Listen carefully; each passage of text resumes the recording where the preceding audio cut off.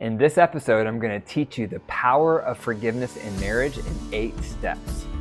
Welcome to the Dr. Wyatt Show, where developing a long-lasting, happy relationship is the status symbol to achieve, and following my tools is one path to help get you there. I'm your host, Dr. Wyatt Fisher, a licensed psychologist specializing in couples counseling. Be sure to call me on the show Wednesdays and Thursdays from 4 to 5 p.m. Mountain Standard Time with your marriage questions at 303-578-0618. And be sure to follow me on social at Dr. Wyatt Fisher. So why are we talking about forgiveness in marriage? The power of forgiveness. Because your partner is going to hurt you and you're going to hurt them, whether you mean to or not. You're imperfect, they're imperfect, you're living side by side. Inevitably, feelings are going to get hurt. Needs are going to go unmet. And often that leads to bitterness, that leads to resentment, that leads to walls. So part of working through those issues is learning how to forgive. How do we forgive each other in marriage? If you don't forgive, what happens? You build walls. You have resentments. You start detaching. You start pulling away. Lack of forgiveness creates problems in marriage. However, forgiveness is hard. Forgiveness is more of a journey, not a destination, and it's often a choice based on certain things that are happening or not happening in your relationship. So I'm going to go through today 8 steps that are going to facilitate the power of forgiveness in your marriage. Number 8 is you have to consider your partner's past. What did they go through growing up when they were young, before they knew you, that may have contributed to their hurtful behavior towards you? So think about that for a second. Were they abused growing up? Did they see toxic behaviors growing up? Were they neglected growing up? What kind of home environment did your partner have? What kind of scars did that create for them? What kind of wounds? Because most likely, if they've hurt you, they've been hurt. They probably have experienced something in their past that contributed to their behavior that hurt you, because hurt people hurt people. Number 7, consider your partner's circumstances. So when they hurt you, was there anything else in their life going on that may have contributed to their hurtful behavior? Were they going through a lot of work stress? Were they feeling really isolated in their life? Were they struggling with depression? Did they have any health issues? Were they struggling with sleep at night? Were they going through any circumstances in their life that may have increased the chances of them behaving in the way that hurt you? You have to consider their circumstances. Number 6, consider your contribution. What did you do, if anything, that may have influenced your partner to behave in a way that hurt you? How did you contribute? What did you say? What did you do? What was your behavior that may have influenced their hurtful behavior that you did not like? What was your part? How did you contribute? What was the piece that you played in this cycle? Most likely, you probably did something or were behaving in a way that may have influenced them to respond in a way that hurt you. Consider that. Number 5, consider your past. So when you're on the other side of your partner's hurtful behavior, the way that that made you feel, does that remind you of anything you've ever felt growing up? Usually it taps into one of 2 areas. Either the way it made me feel is resembling a wound from my past. So it's tapping into a wound. Or I was never treated that way growing up, and so it's violating a value I was raised with. So you have to connect the dots here. When you're on the other side of your partner's hurtful behavior, the way that that made you feel or is making you feel, does that remind you of a wound from your past, or is it violating a value from the past? That's also important information, because now it says, this is not all my partner. This also has something to do with me from my past that has nothing to do with my partner. So that's why that's also important information to consider. So if you put those together so far, you're considering your partner's past, what may have contributed to their hurtful behavior. You're considering their circumstances that may have contributed. You're considering your contribution to their hurtful behavior. And you're considering your past and how your past might be influencing how you're responding to your partner's hurtful behavior. Okay, now we're going to transition into steps your partner needs to take to help you forgive them. Number 4 is your partner needs to own their part.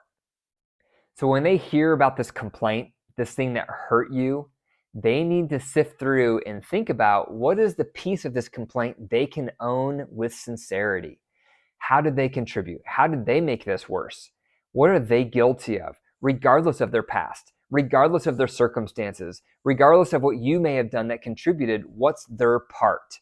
What are they guilty of? That's the first thing they need to do to figure out what is their piece here, and they need to own it. They need to own it by saying, I own that I have a tendency to do X, or I own that I did X. They need to figure out what they can own with all sincerity, regardless of all those other pieces and variables we've already covered. Number 3, they need to empathize with you.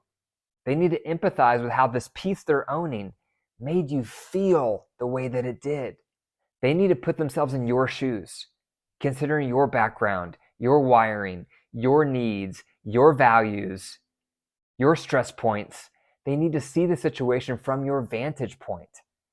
And then they need to empathize with how the part they're owning made you feel. Number 2, they need to apologize.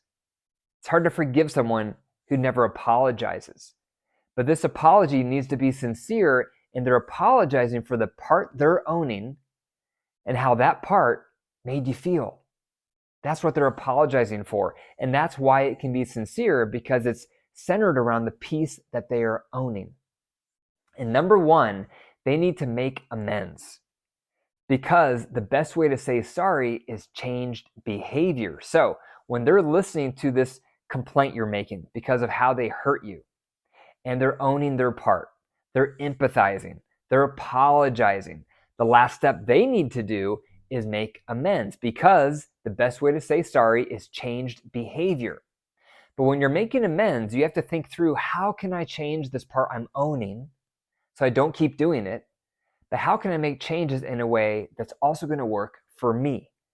Because if it doesn't work for me, it's not going to be sustainable. And the worst thing that can happen is your partner brings up a complaint, something that hurt them, and then you listen to it, you own your part, you empathize, you apologize, you say what you're going to do different to make amends, and then you don't do those things. You don't follow through.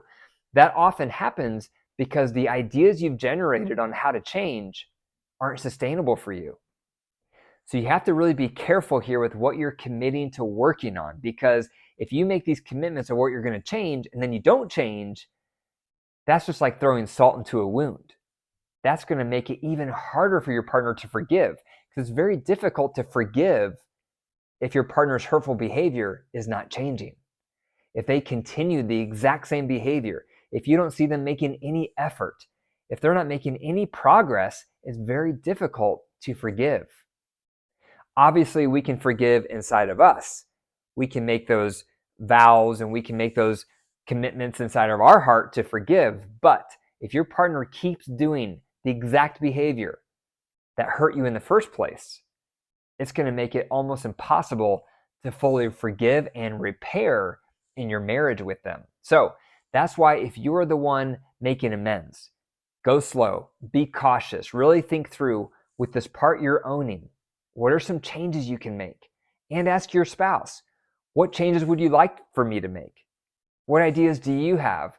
And then generate several ideas, read some articles, listen to some podcasts on some ideas on how to improve that piece that you're owning.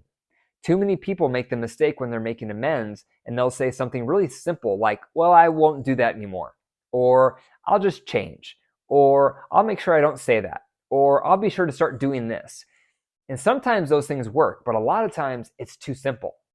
It's much more complex than that. Think about what's made you do this behavior in the first place. What's the root of this behavior? Why have you been doing this behavior? What does it serve? What purpose does it accomplish for you? And then with all the answers to those questions, then start thinking, what are all the steps I can take to improve this part that I'm owning? I need to take that serious, because if I want my partner to forgive, I have to make a sincere effort to change that exact behavior that hurt them. It's not going to be perfect. I'm going to have back steps. You're going to have back steps, right? We're going to backslide. It's inevitable. We're human. But the key is making progress, moving forward, so that your partner can see that over time you are getting better. So once you've generated a lot of ideas for change, let's say you've created 5 ideas or 7 ideas. Now you need to think about which of those ideas are you most motivated to work on. That's important because then you're in control of choosing what you're going to improve in. No one's telling you what to do. No one's cornering you. No one's forcing you. You're deciding. Out of these 6 ideas, here's the 3 I'm going to really work on. Then you want to write those 3 ideas down.